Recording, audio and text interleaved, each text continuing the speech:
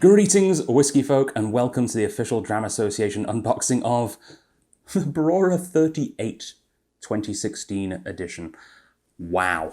So, just wow. For those of you who know what Brora is, and it's probably going to be quite a few of you if you're the kind of person that's looking up whiskey reviews on YouTube.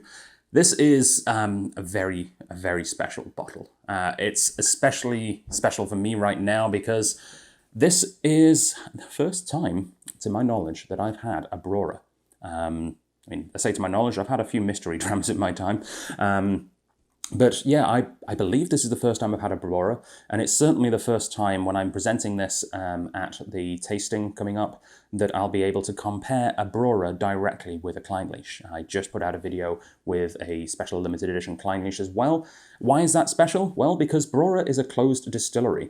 It closed back in 1983. Hopefully that's written on here somewhere so I can confirm shortly, but as far as I remember, 1983, probably should have written that down.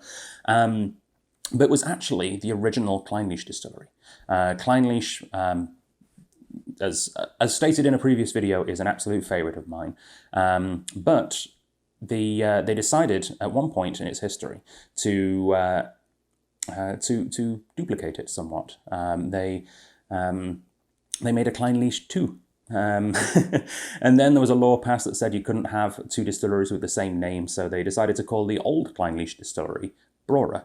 And eventually Brora was closed down, and the new Clynelish distillery kept on going under the Clynelish banner. I believe they actually expanded the original Clynelish distillery, so they no longer really needed to run Brora as well. It was like an added expense, but a lot of people really miss Brora. One of the things that Brora did during that time, it was kind of a bonus distillery for the company. It was an extra one, so it would fill in the gaps where other distilleries couldn't quite make their quota. So for a brief period, for example, Kalila was unable to make enough heavily peated malt for a lot of the Diageo blends, so they made, well, it wasn't Diageo at the time, but the preview to Diageo, I guess, the previous company. So they ended up having Brora do some super peated whiskey to fill in the gap, which is kind of cool. So some Brora is heavily peated, some Brora is unpeated, some Brora is lightly peated, kind of a little bit all over the place. This is a limited edition that was bottled in 2016 as part of the Diageo special releases. Only 2,984 bottles were released. Yeah, super cool. 48.6, I believe that's cask strength, but it's kind of hard to say. I would assume after 38 years it would be around there, so I'm going to go out on a limb and say probably cask strength. There's a bit more information actually on the inside, so let's see if that helps. Natural cask strength, yes. There we go, confirmed. Brora single malt Scotch whiskey from Clynelish in Brora Distillery. This charming, well-balanced malt from refill American and European oak casks is the 15th and oldest Brora in the special releases series. Yeah, they've since now released a 40-year-old, but I don't think it was part of the special release series, and it's extraordinarily expensive. The nose is confident and lightly drying, a wave of fresh lemon, smoke, wood, ash, laced with mint and toffee breaking over damp sand. So this is a peated one. Cool, smooth and slightly waxy, the taste is sweet and fragrant. Flavours of lemon peel, rising wood, ash, vie with sweet coating caramel, as sweet tannins and a meaty, peaty pungency develop.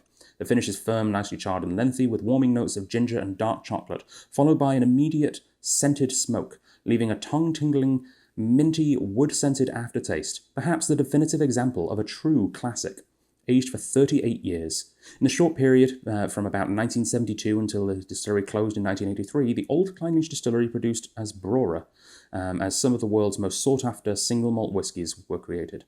Highly peated expressions, aged for more than 20 years, took the whiskey world by storm, then released as rare malts in 1995. Today, if they can be found at all, earlier releases command high praise. This wonderful 38-year-old was distilled in 1977 and will surely rank among them. And rank among them it does. Frankly, I have no idea why this is still available. There are some bottles still available in the market in the UK, and I don't know why, and it's one of those things you don't question, you just move on. This is about $1,000 cheaper here in BC than it is in the UK. Again, don't question it, just accept it, embrace it, and move on. This is cool. This is super cool. This is one of my whiskey bucket list moments that I'm very happy to be sharing with you here on camera. And hey, cool. I've got a bottle number. This is bottle 2863. So actually one of the later bottles to be bottled on the line. Out of 2,984, this is 2,863. So yeah, that's pretty cool. Oh, okay. Ooh, here we go. Rip off the Band-Aid. It is officially unbottled. Ugh. I had to. Ooh. There's a little dribble going down the edge of the bottle here, and it's moving so slowly that it's cool. It's like a preview of the legs. Yeah. I don't know what to expect. I've never really had a Brora. I'm expecting it's going to be a little like Kleinlich, but peated, which, seeing as my favourite compass box expressions are ones where they use Kleinlich and peat, can't be a bad thing.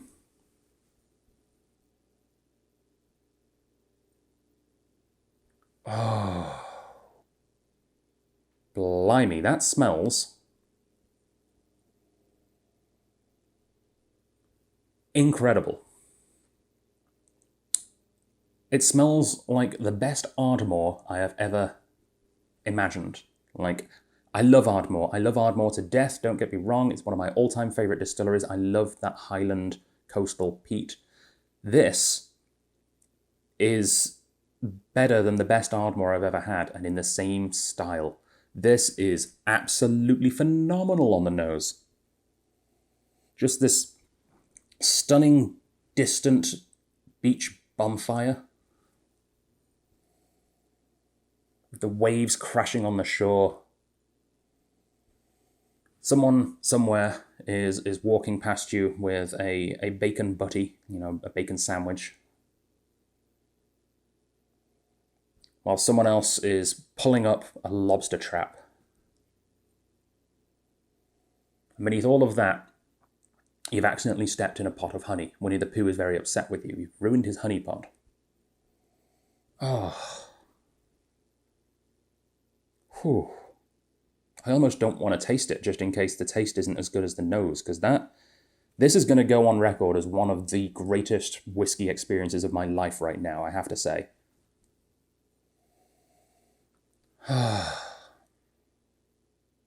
I'm really, really looking forward to, actually, this afternoon. For those of you who came to the first of the two Dram Association Premium Welcome Back tastings, you will recognise that I'm wearing the same thing that I was at that tasting. I'm actually recording this about 3 hours before the tasting starts. Wow.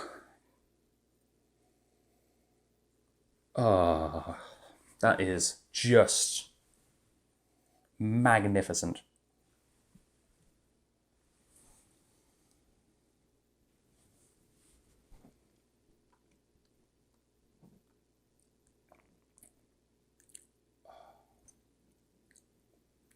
Oh. Oh my, it's still going. The finish on this is like a sine wave. That is a slowly fading out sine wave. It peaks and it drops and it peaks again. It just keeps going. It's still doing it. Like every couple of seconds, it's like, oh, and there it's gone. Oh, it's fading out. Oh, it's there again. Oh, that is an adventure on the palate. It's so condensed, it's so thick, it's so full of flavour, as only an older whiskey like this can be. 38 years with this level of peat still in it, with this much viscosity and thick honey waxness, with the coastal elements as well. This is just, I think, the greatest whiskey I've ever had, which I've always been one of those people that's like, oh, don't fall for the limited editions and the closed distilleries and everything. It's all marketing tricks. There's the standard editions are, still very good. You don't need to spend more than X amount of money to. Apparently, apparently this is absolutely spectacular. And I'm beginning to question my own existence at this point. That's how damn good it is. Damn. Oh. Well, if there are any left after our premium subscribers have had their shot at it, you'll find it at strathliquor.com for a stunningly low price for what it is, and my my everything. That is, I'm gonna turn the camera off and finish off this and enjoy this and just try and become one with the whiskey. This is meditation. This is what it's all about. This is frankly making me excited to not only share whiskey with people in person again, but just excited to discover more wonderful, wonderful single malt whiskies. Yeah, Brora. Sometimes don't meet your heroes. Sometimes you meet your heroes and they shake your hand and they give you a new lease in life. And that is what Brora has done for me. Sláinte mhath, I will see you next time.